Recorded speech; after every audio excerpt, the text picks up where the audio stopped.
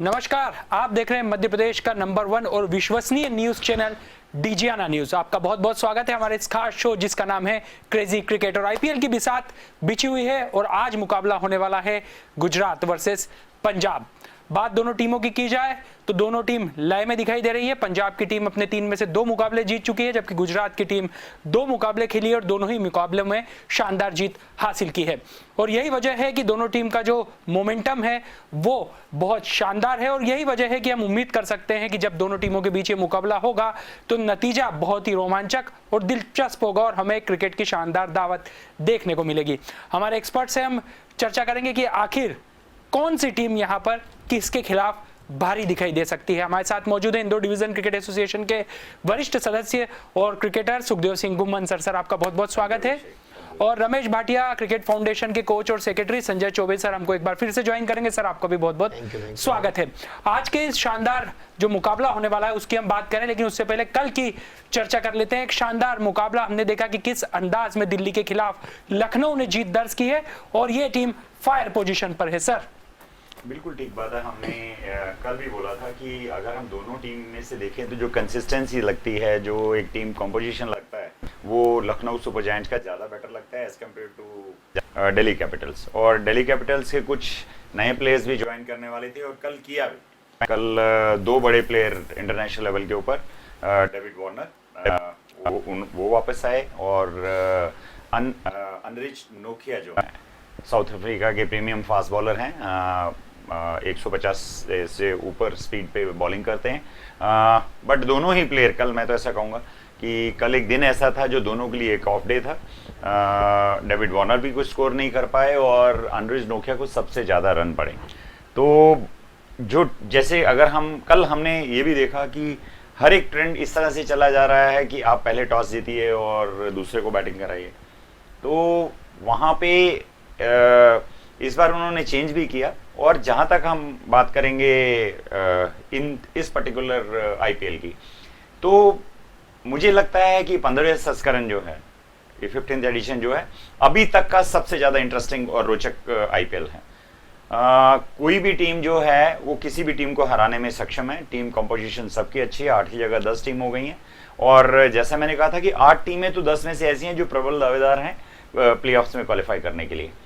कल हम अगर देखें तो जिस तरह की बैटिंग क्विंटन डिकॉक ने करी, 80 रन बनाए अपनी टीम के लिए। और फिर भी देखिए मैच, आपको 139 रन 150 रन बनाए थे जीतने के लिए। लास्ट ओवर में 5 रन चाहिए थे और तो भी ऐसा लग रहा था कि मैच जैसे बिल्कुल फंसा हुआ है। एक दीपक हुड्डा का विकेट हो जाना और उसके बाद में यंगस्टर जो है आयुष बुदानी ने आकर फिर से वापस से हम सबको फिर जिस चीज़ के ऊपर हम बोलते चले आ रहे हैं कि उसने 3 मैचेस में बहुत अच्छे से इंप्रेस किया है। चौथे मैच में भी कल आकर कि पहला एक बॉल था जो हम लोगों को देखने में लग रहा था कि वाइड था, जो एम्पायर ने नहीं दिया।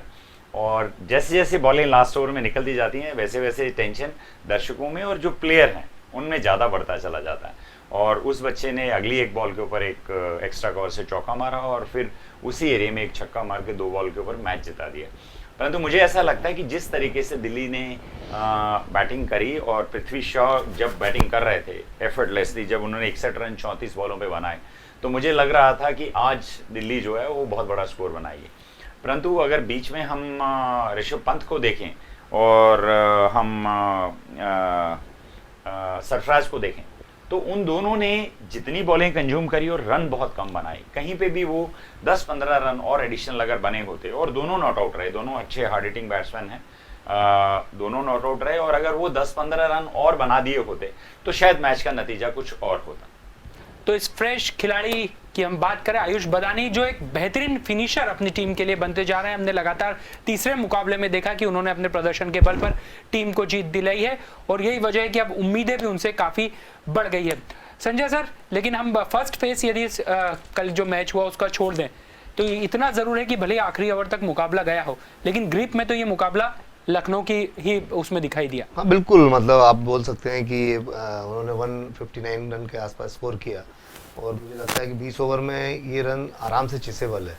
और जिस हिसाब से कुल्टन डिकॉक ने शुरुआत की, बीच में जरूर थोड़ा सा मैच फंसा पर जैसे सर ने बताया कि आयुष बदानी ने जाके और 2 बॉल पे एक चौका छक्का मार के मैच जिताया, पर मुझे लगता है उसके पहले जो कुणाल पांड्या ने छक्का मारा, वहाँ से वो पूरा Turning मैच point. उनके, हाँ मतलब कि वो उस टाइम मेरे ख्याल में कुछ 12 बॉलों में 17 रन थे, फिर उन्होंने वो छक्का मारा, इसके बाद वो पूरा मैच ही चेंज हो गया। तो मुझे नहीं लगता था कि इतना कोई प्रॉब्लम था, पर तो भी ऑलमोस्ट 20 ओवर तक, मतलब 19 ओवर 4 बॉल तक मैच चला, तो मैच बहुत अच्छा हुआ। पर कल जिस हिसाब से दिल्ली ने बैटिंग की, जबकि इतना अच्छा स्टार्ट मिला उनको, पृथ्वी शॉ ने इतना बढ़िया स्टार्ट दिया था, इसके बावजूद भी उनका जो मिडिल ऑर्डर था उसने ढंग से उसको एक्सेलरेट नहीं किया। जैसे सरफराज की हम कल बात कर रहे थे, सरफराज को मैंने हमेशा देखा है कि वो फाइन लेग और थर्ड मैन की बहुत अच्छा, मतलब वहाँ पर से 4 मारने में उनको पिक कर लिया गया है, उनको पकड़ लिया गया है। कल आपने देखा होगा ध्यान से कि जो जब फाइन लेग जो रहता है, स्क्वायर लेग या फाइन लेग जो रहता है, वो बहुत अंदर की तरफ था उनके लिए। केएल राहुल ने स्मार्टली उनको अंदर खड़ा कर रखा था। जब उन्होंने 2-3 बार जब शॉट वहाँ खेला तो वहाँ पे उनको एक ही रन मिला, जनरली उनको 4-4 रन मिलते थे उस बॉल पे, पर उनको एक ही मिला, तो उनको पकड़ लिया। और सरफराज मेरे को लगता है कि मिड विकेट और लॉन्ग ऑफ लॉन्ग ऑन की तरफ जरा कम मारते हैं, उनका शॉट दोनों तरफ, मतलब वो उनका भी पीछे की तरफ है, थर्ड मैन और फाइन लेग की तरफ है उनका।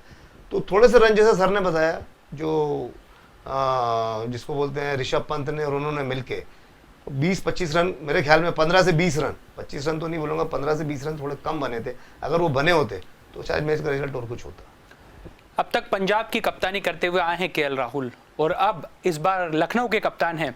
लेकिन टीम फ्रेश है भले ही आईपीएल में, लेकिन जो प्रदर्शन कर रही है वो बहुत फर्स्ट क्लास आला दर्जे का कर रही है। सर, ये जो नई टीम है ये पुरानी टीमों के हौसले पस्त करती दिखाई दे रही है? नहीं, मैंने तो कहा था कि दोनों टीमें, गुजरात टाइटंस और लखनऊ सुपर जायंट्स में, दोनों का बैलेंस बहुत अच्छा है, और दोनों ही जो 8 टीमें पहले की हैं उनको अच्छा टक्कर देने का वादा रखते हैं और दे भी रहे हैं। मुझे कल के मैच में ऐसा लगता है कि लखनऊ सुपर जायंट्स जो है वो अपनी छोटी छोटी प्रॉब्लम को सॉल्व करने में लगे। उन्होंने कल मनीष पांडे को ड्रॉप किया, 3 मैचेस में उसने कुछ ज़्यादा रन नहीं किए थे, और उसकी जगह के ऊपर एक ऑलराउंडर लिया कृष्णप्पा गौतम को, और उसने जो बॉलिंग करी है 4 ओवर में 23 रन देकर और 1 विकेट लिया, और विकेट भी उन्होंने लिया जो बेस्ट बैट्समैन थे पृथ्वी शॉ का। पृथ्वी शॉ उस समय इतना शानदार खेल रहे थे, 9 चौके और 2 छक्के बनाकर 180 के लगभग 179.41 की उनकी स्ट्राइक रेट था उस वक्त, और उनका विकेट उन्होंने क्विंटन डिकॉक से कॉट बिहाइंड करवा कर लिया। और ये दिखाता है कि एज ए कैप्टन आप और as a team think tank आप क्या सोचते हैं कि अगर कोई प्लेयर आपके लिए परफॉर्म नहीं कर रहा है तो आपको क्या करना चाहिए। तो उन्होंने एक प्योर बैट्समैन को ड्रॉप किया और एक ऑलराउंडर को लिया, और उसने आकर उन्होंने रन दिए। उसके बाद में हम जितनी भी तारीफ करें रवि बिश्नोई की करें, कुणाल पंड्या की करें, रवि बिश्नोई ने कल फिर 22 रन देकर 2 विकेट लिए, कुणाल पंड्या ने सिर्फ 2 ही ओवर करे और 12 रन दिए। तो ये जो स्पिन यूनिट उनकी काम कर रही है, और वर्सेस जो बैटिंग है, बैटिंग में भी ओपनर जो 2 हैं, केएल राहुल की बात करें, क्विंटन डिकॉक की बात करें, तो दोनों ही एक लंबी पार्टनरशिप देते हैं। और जब आप पार्टनरशिप, आपकी ओपनिंग ज़्यादा होगी, बड़ी होगी, आने वाले बैट्समैन के ऊपर उतना प्रेशर नहीं होगा, and they can take it from there. और किसी भी समय में अगर हम लास्ट का 1 ओवर छोड़ दें, जो कोई 2020 में 5 रन मायने नहीं रखते हैं कभी भी, कि आपको 5 रन लास्ट ओवर में बनाने हैं, जब तक कि आपके पास में 12, 13, 14, 15 रन का टारगेट नहीं हो अचीव करने के लिए, बैट्समैन के ऊपर स्ट्रेस नहीं आता कि आप एक सिंगल बाउंड्री कभी भी हिट कर सकते हैं, चौका या छक्का मारना है आपको, एक ही बॉल है इनफ है उसके लिए, 5-6 बॉलें हैं आपके पास में।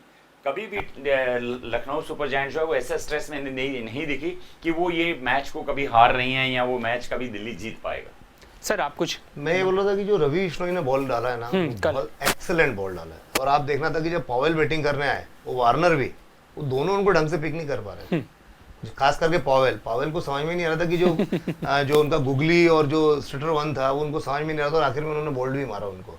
तो वो सबसे इंपॉर्टेंट टाइम था कि आप 6 ओवर के बाद जो एक्सेलरेट करते हैं, उसमें वो बिश्नोई ने आके जो अपने बॉल डाला है, उसमें वो 2 विकेट भी ले गए, 20-22 रन दिए। तो मतलब उन्होंने अपने 4 ओवर में जो कम से कम रन दे सकते थे, जो काम कर सकते थे, उन्होंने 4 ओवर में 2 विकेट लेना मतलब बहुत बड़ी बात है। तो उन्होंने अपना पूरा काम किया। एक वो सबसे बड़ा टर्निंग पॉइंट ये भी था कि जो बिश्नोई का ओवर्स थे वो बहुत इंपॉर्टेंट थे। और इसके बाद कृष्णप्पा गौतम, जैसा सर ने बताया, उन्होंने 1 ओवर मैडेन भी डाला है कल। 2020 में मैडेन डालना बहुत बड़ी बात है। उन्होंने कल 1 ओवर मैडेन डाला है, जबकि वो पहले ओवर में उन्होंने क्या बोलते हैं, पृथ्वी शॉ ने उनकी धुनाई की थी। वो सेकंड ओवर में उन्होंने आके उनका विकेट भी लिया, और इसके बाद उन्होंने बहुत इकोनॉमिक बॉलिंग करी। तो ये भी एक दिलचस्प पहलू रहा। लेकिन क्रिकेट के मुकाबले में कई ऐसी तस्वीरें भी हमारे सामने आ जाती है जिस पर थोड़ी बहुत चर्चा तो बनती है। एनरिक नोर्तजा की बात करते हैं, एक शानदार क्लास के गेंदबाज है, लेकिन कल उन्हें एम्पायर ने गेंदबाजी से हटा दिया क्योंकि 2 बीमर सर उन्होंने फेंक दी, जबकि 1 बीमर अलाउड होती है। सर एक इस तरह के खिलाड़ी, आला दर्जे के खिलाड़ी, कल उन्होंने बाद में कहा भी और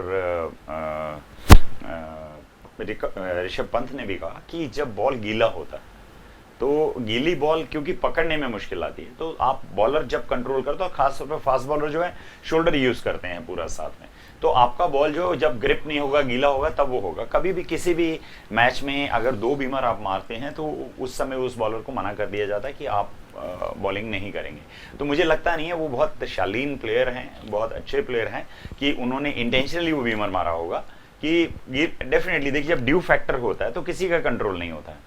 एक आध समझ में आता है कि कभी स्लिप हो गई बॉल, और इतने एक्सपीरियंस प्लेयर जो इंटरनेशनल लेवल पर खेलते हैं वो इस तरह का कोई काम करेंगे, क्योंकि देखिए कहीं ना कहीं ये नेगेटिव क्रिकेट गिनी जाती है कि हम बात कर रहे हैं, हमने देखा है कि वहाँ ड्यू है और ड्यू के कारण से हुआ है, इसलिए हम उनको सपोर्ट भी कर रहे हैं, प्रोटेक्ट भी कर रहे हैं कि नहीं, अनुज नोकिया जो है वो इस तरह के प्लेयर नहीं कि वो बीमर मारेंगे।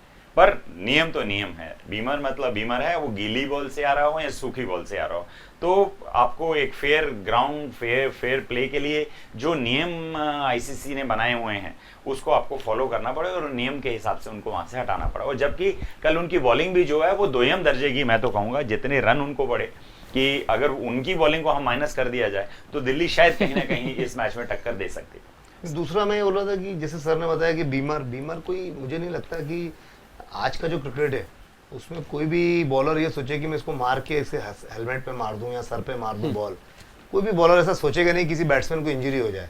वो जो सर ने बताया ना कि बॉल गीला होना, हाथ से छूटना, और दूसरा क्या है कि वो अभी इंजरी से भी आए।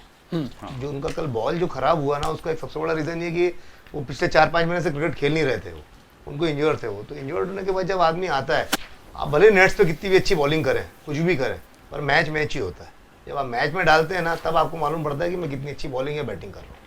और उसमें से भी कल के स्पेल में 2.2 ओवर में 35 रन पड़े उनको। कोई कितने अच्छे बॉलर हैं, वो बहुत अच्छे लाइन पे डालते हैं, स्पीड से डालते हैं, बैट्समैन को परेशान करते हैं, अपसेट करते हैं, और 2.25 ओवरों में आपको अगर 35 रन पड़ते हैं उस लेवल के, तो एक मैच जिसमें आपको 150 रन का टारगेट दिया हो और 2 ओवरों में आप 35 रन दे देते हैं, तो एक बहुत बड़ा स्कोर है जो कि इतने बड़े बॉलर से वो एक्सपेक्टेड नहीं है। और जहां तक हम बात करेंगे दिल्ली की बैटिंग की, तो दिल्ली ने जब बैट किया तो उस समय जब पृथ्वी शॉ खेल रहे थे, तो उस समय पृथ्वी शॉ के जब आउट हुए तो 7.3 ओवरों में 67 रन थे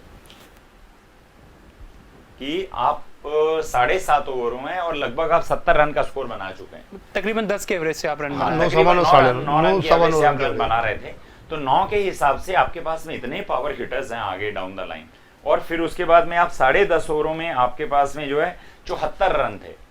अब देखिए ये अगले जो 3 ओवर निकले हैं उनमें से 3 ओवर में सिर्फ 5 रन बने, और उन 5 रन में 3 विकेट गए। पृथ्वी शॉ का विकेट गया, डेविड वार्नर का गया और रॉबमैन पॉवेल का विकेट गया।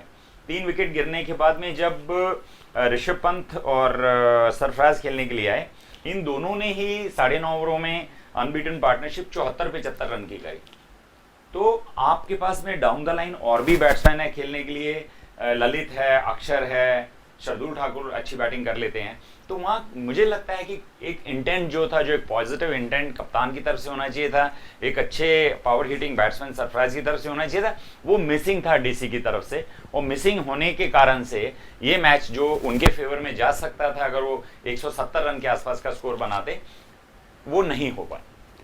और अब बात कर लेते हैं आज होने वाले इस खास मुकाबले की, पंजाब वर्सेस गुजरात। इस मुकाबले का इसलिए इंतजार है क्योंकि दोनों ही टीमें इस टूर्नामेंट में अच्छा खेल दिखाते हुए है। ये 4 नंबर पर अंक तालिका में मौजूद है गुजरात और 5वें नंबर पर है पंजाब, यानी यहाँ पर अंक तालिका के लिहाज से भी दोनों टीमों के बीच कशमकश देखने को मिल सकती है। वैसे बात पंजाब की जाए तो जब मयंक अग्रवाल इस टीम के कप्तान बने और केएल राहुल लखनऊ की टीम के कप्तान बने, तब ये माना जा रहा था कि पंजाब और ज्यादा स्ट्रगल कर सकती है, क्योंकि अब तक हमने देखा कि अच्छे खेल के बावजूद ये टीम कहीं ना कहीं उस मुकाम को हासिल नहीं कर पाई जिसके लिए ये टीम एक स्थान रखती थी।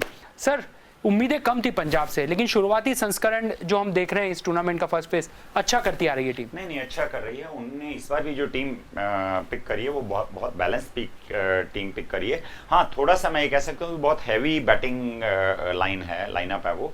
बॉलर्स जो बात करेंगे हम, तो वो इतने ज़्यादा घातक नहीं है। हाँ, वो अपने उनको कंटेन कर सकते हैं। बहुत सारे अगर हम चाहेंगे विकेट देखेंगे तो विकेट बहुत सारे वो बॉलिंग लाइनअप नहीं ले सकता है।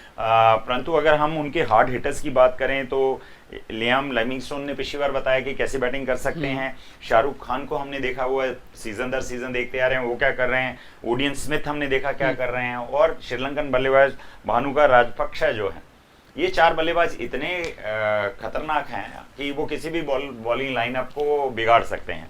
और उनके अगेंस्ट आज अगर हम बात करेंगे जो कंपटीशन की, तो वो बॉलर्स ऐसे हैं जो किसी भी बल्लेबाज को थ्रेट कर सकते हैं या उसको आउट कर सकते हैं। मोहम्मद शामी की बात करेंगे तो हमारी इंडियन टीम में खेलते हैं। हमने देखा किस तरीके से उन लोगों ने लखनऊ सुपर जायंट्स में मोहम्मद शामी ने पहले टॉप 4 में से 3 विकेट लिए थे। राशिद खान ऑलवेज एवरग्रीन है, उनको मारना किसी भी बैट्समैन के लिए डिफिकल्ट काम है। और लॉकी फर्ग्यूसन उस बच्चे ने तो, उस प्लेयर ने तो हम पहले केकेआर की तरफ से भी देखा है, वो हैट्रिक भी लिया था उन्होंने। और वो बहुत कंजूसी वाली और बहुत वेरिएशन वाली बॉलिंग करते हैं जो कोई भी बल्लेबाज मार नहीं पाता है। तो आज 2 लाइनअप है। एक लाइनअप है जो लगभग पावर प्ले में 10.5 रन के हिसाब से स्कोर करती चली आई है। पंजाब किंग्स ने हर पावर प्ले में ताबड़तोड़ बैटिंग करी है और इतने रन बनाए। और उसके अगेंस्ट अगर हम दूसरी टीम देखेंगे गुजरात टाइटन, तो उन्होंने 6.4 रन की एवरेज से पावर प्ले में बॉलिंग करी है।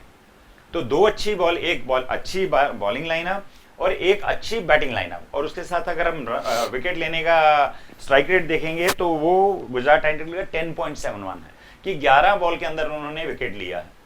तो आप अगर ये दोनों चीज को देखेंगे तो 2 कॉन्ट्रास्टिंग चीजें हमको सामने आएंगी। एक बहुत ही खुलकर खेलने वाली लाइनअप है बैटिंग की, और एक बॉलिंग ऐसी है जिसमें 3, हम तो हमेशा बोलते हैं कि 1 या 2 प्लेयर आपके पास में ऐसे अच्छे बॉलर होने चाहिए जो कंटेन कर लें। आपके पास में तो 3 प्लेयर तो मिनिमम ये हैं ही हैं। उसके बाद जो बाकी बॉलिंग अटैक है आपके पास में, वो भी इतना अच्छा है कि आपको कहीं ना कहीं बैटिंग करने में दिक्कत आएगी। परंतु आज जिस स्टेडियम में ये मैच हो रहा है, बारमन में हो रहा है ये, और ये एक बैटिंग पैराडाइज विकेट है, सबसे अच्छा बैटिंग विकेट मैं तो मानूंगा कि अगर इस टूर्नामेंट अभी तक 210 वहां बने, 205-6 वहां बने, और ड्यू फैक्टर वहां पे बहुत ज्यादा होता है। तो आपकी बॉलिंग अच्छी है, पर अगर आपके पास बैटिंग भी अच्छी है तो एक अच्छा कॉन्टेस्ट हमको देखने मिलेगा। बाउंड्रीज बहुत बड़ी हैं वहां पे। एक साइड के ऊपर तो लगभग 90 मीटर की बाउंड्री, जो कि एक बहुत रेयर चीज़ है आजकल के क्रिकेट में देखने को, कि आईपीएल में या इवन इंटरनेशनल जितने स्टेडियम्स हैं उनको भी अगर हम देखेंगे तो कहीं पे ऑड बाउंड्रीज कोई 57 मीटर की मिलेगी, कोई 60 की मिलेगी, कोई 65 मिलेगी, 70 मिलेगी। 90 मीटर की बाउंड्री देखने में बहुत रेयर आती है कि इंटरनेशनल लेवल पे 90 मीटर की बाउंड्री होगी। तो मैं तो ऐसा बोलूंगा एक बहुत ही फेयर चांस है बॉलर्स के लिए, जो अच्छे बॉलर हैं, कि अगर ठीक है आप बैट्समैन आप आइए, आप मारिए हमको, क्योंकि 90 मीटर की बाउंड्री को क्लियर करने में बहुत दम लगता है, बहुत स्किल लगता है, बहुत टेक्निक लगती है। आप स्लॉग करके या बाई फ्लूक उसको 6 रन के लिए नहीं मार सकते हैं। तो 2 डिफरेंट साइज हैं। बट अगर मैं ओवरऑल बात करूं कि जैसे पंजाब ने 3 मैच खेले हैं, 2 जीते हैं, 1 हारे हैं वो, और गुजरात टाइटंस ने तो दोनों ही मैच जीते हैं और बहुत कमाल का परफॉर्मेंस अभी तक रहा है। लखनऊ सुपर जायंट्स 1 मैच हारी हैं, वो गुजरात टाइटन से ही हारी। तो हम मतलब बहुत, मैं जैसा कहा कि ये पर्टिकुलर सीजन जो आया है ये बिल्कुल माउथ वाटरिंग है क्रिकेट ट्रीट के लिए, कि कोई भी मैच हमको ऐसा नहीं लग रहा कि 1 साइडेड मैच है। या हम पहले से मानते थे कि मुंबई तो बहुत सारा अच्छा खेलती है, सीएसके बहुत अच्छा खेलती है, सनराइजर हैदराबाद ठीक खेलते हैं, केकेआर पहले अच्छा खेलता था फिर बिल्कुल स्लगिश हो गया, कुछ नहीं।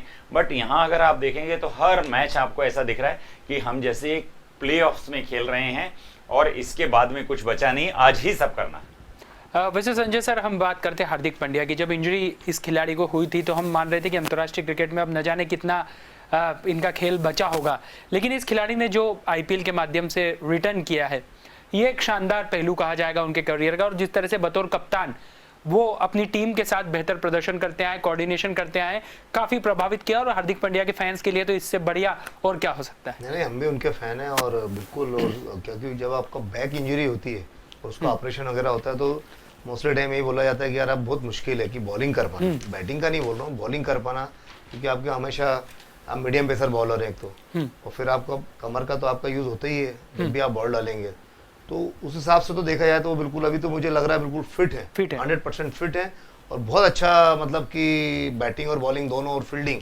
एक बहुत ही अच्छा कैच भी पकड़ा था उन्होंने, तो वो अभी मुझे लग रहा है कि 100% फिट है, और उनकी टीम के लिए बिल्कुल जो कैप्टनसी भी बहुत अच्छी कर रहे हैं, और जिस नंबर पर उनको बैटिंग करके आना चाहिए, जिस तरह से वो बैटिंग कर रहे हैं वो भी बहुत अच्छी कर रहे हैं वो, तो वो अभी आज की तारीख में अगर हार्दिक पांड्या को देखा जाएगा तो बिल्कुल फिट प्लेयर मुझे दिख रहा है, और उनकी इंजरी तो मुझे कुछ दिख नहीं रही है अभी तो। सर, हार्दिक पांड्या ने कहीं ना कहीं मैदान पर इस अंदाज में वापसी करके कई आलोचकों को भी जवाब दे दिया है, और अब आने वाले समय में जब T20 का वर्ल्ड कप है तो लगता है कि अब कंपटीशन जो है ऑलराउंडर्स के बीच जो सिलेक्शन को लेके है वो और ज्यादा कड़ी होने वाली है। नहीं, बिल्कुल अच्छी बात है। देखिए, इससे अच्छी बात कोई नहीं हो सकती कि हर पोजीशन के लिए हमारे पास एक से बढ़कर प्लेयर होने चाहिए, कि बेंच स्ट्रेंथ जब भी आपकी स्ट्रांग होगी तो आपकी टीम ज़्यादा बेहतर परफॉर्म करेगी, क्योंकि जो प्लेयर अंदर खेल रहा है उसको इस चीज़ का डर रहता है कि अगर मैं परफॉर्म नहीं करूंगा तो दूसरा आदमी बाहर बैठा है मुझसे अच्छा खेलता है, वो आकर परफॉर्म करेगा तो मेरी टीम जो है में जगह जो है वो पक्की नहीं रहेगी।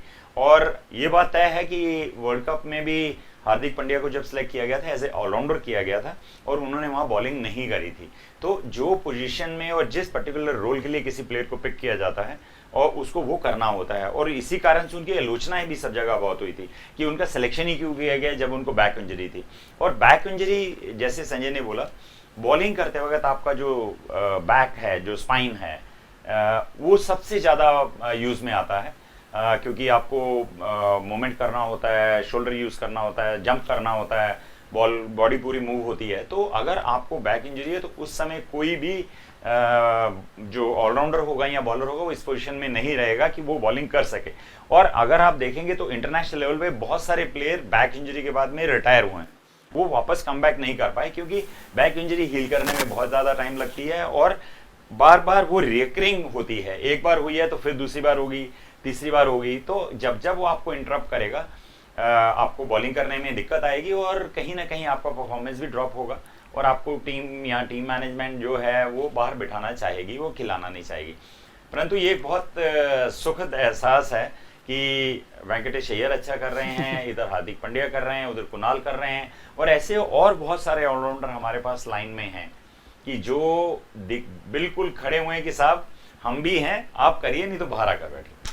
तो ये कंपटीशन अच्छी है, ये भविष्य के सुनहरे एक इतिहास को लिखने की तैयारी की है, और यही वजह है कि हार्दिक पांड्या के वापसी से कहीं ना कहीं टीम में मध्य क्रम और एक ऑलराउंडर के तौर पर, हरफनमौला खिलाड़ी के तौर पर भारतीय टीम में जब चयन करता बैठेंगे तो और ज़्यादा उनके सामने मुश्किलें हो सकती हैं। उनके हालिया प्रदर्शन के आधार पर हम फिलहाल इतना ज़रूर कह सकते हैं। वैसे संजय सर, आज हम देखें तो ये मुकाबला इसलिए बहुत ज़्यादा मेरी नज़र में सबसे बड़ा है क्योंकि यहाँ बल्लेबाज और गेंदबाजों के बीच कॉम्पिटिशन कड़ा है, क्योंकि एक तरफ ऐसे गेंदबाज हैं जो फॉर्म में दिखाई दे रहे हैं और एक तरफ ऐसे बल्लेबाज हैं जो फॉर्म में दिखाई दे रहे हैं। हम बात करें गुजरात की तो पूरी तरीके से हम देखें गेंदबाज हावी है, मोहम्मद शामी, राशिद खान, लॉकी फर्ग्यूसन, और इधर बात की जाए तो ओडियन स्मिथ, शाहरुख खान और उनके साथ साथ खुद हार्दिक पांड्या भी हैं जो बेहतरीन दिखाई दे रहे हैं। क्या मानते हैं इस कंपटीशन को? नहीं, बहुत अच्छा। और जैसा सर ने पहले बताया था कि जो बॉलिंग का एवरेज है 6.4 या 5 के आसपास का आ रहा है, और उधर बैटिंग में बहुत अच्छा है, तो डेफिनेटली अब आज विकेट अलग है, ग्राउंड अलग है, विकेट अलग है, तो ये देखना पड़ेगा कि इन जो सपाट विकेट होते हैं, जिसको पाटा विकेट बोलते हैं अपन क्रिकेट की भाषा में, उन विकेटों पे आप कैसे बॉलिंग करते हो, वो सबसे इम्पोर्टेंट है। क्योंकि जब थोड़ा सा आपको कभी जैसे मान लो कि मदद मिलती है विकेट से, तो वो एक अलग चैलेंज हो जाता है बैट्समैन के लिए। बट जब पाटा विकेट होता है, सपाट विकेट होता है जिसको बोलते हैं, वहाँ पे अगर बॉलर बॉल डालता है, वहाँ कम रन देता है, वहाँ विकेट निकालता है, तो फिर ये माना जाता है कि हाँ यार, इस बॉलर में बहुत दम है। तो आज का जो मुकाबला होगा वो शानदार होगा, क्योंकि विकेट आज जो है वो थोड़ा सा बैटिंग फेवर वाला विकेट रहेगा आज। तो ये देखना भी बहुत खास होगा कि आज बल्ला भारी पड़ता है या फिर गेंद भारी पड़ती है। लेकिन इतना जरूर है कि मैच इसलिए भी बहुत ज्यादा खास है, और मैं लगातार बोल रहा हूँ कि बड़ा मुकाबला, क्योंकि दोनों टीम इन फॉर्म में है। सर, जब भी ऐसा मुकाबला होता है तो हम देख रहे हैं वैसे तो लगभग सभी मैचेस जो है वो आखिरी ओवर तक जा रहे हैं। आज आपके मुताबिक क्या सबसे रोमांचक मुकाबला अब तक का हो सकता है इस टूर्नामेंट का? ही नहीं, देखिए, हर एक मुकाबला अगर हम देखें वो रोमांचक ही रहा है। कल का भी अगर हम बात करें, 149 रन 2020 में कोई भी ज़्यादा रन नहीं गिने जाते, पर आपको 2 बॉल रहते हुए 3 बॉल रहते अगर कोई डिसीजन आ रहा है तो वो डेफिनेटली कहीं ना कहीं आपको बहुत कॉम्पिटिटिव क्रिकेट की तरफ इशारा करता है। जहां तक इन दोनों टीम का सवाल है, दोनों कॉन्ट्रास्टिंग टाइप, मैंने जैसा कहा, पंजाब किंग्स जो हैं अभी तक 33 सिक्सेस लगा चुके हैं 3 मैचेस में। इनसे ऊपर जो हैं वो सिर्फ राजस्थान रॉयल है, उन्होंने 36 सिक्स लगाए हैं उनके 3 मैचेस में। तो आपके पास में जब इस तरह की स्ट्रॉन्ग हिटिंग बैटिंग लाइनअप हो और उनके सामने आपके पास बॉलर भी जो है वो इस तरह के जो कंजूस प्रवृत्ति के हैं, रन ही नहीं देते हैं। राशिद खान को हमने बहुत रेयर देखा है कि 30 रन पड़े होंगे या 32 रन बहुत ज्यादा पड़े होंगे, वो कहीं पे 18 से 30-32 के बीच में सेटल होते हैं और 1 या 2 विकेट नॉर्मली वो निकालते ही निकालते हैं। शमी की बात करेंगे तो सीजन प्लेयर हैं, 3 सीजन वो पंजाब की तरफ से खेल चुके हैं। तो पंजाब की टीम के जो लोग पुराने रिटेन किए या खेल रहे हैं उनको भली भांति समझते हैं कि वो कैसी बॉलिंग करते हैं। तो उन्होंने 58 विकेट 3 सेशन में वहां से लिए। एक स्ट्राइक रेट भी उनका लगभग 22 पॉइंट कुछ रहा है, 22-23 बॉलों में उन्होंने हर बार विकेट लिया है।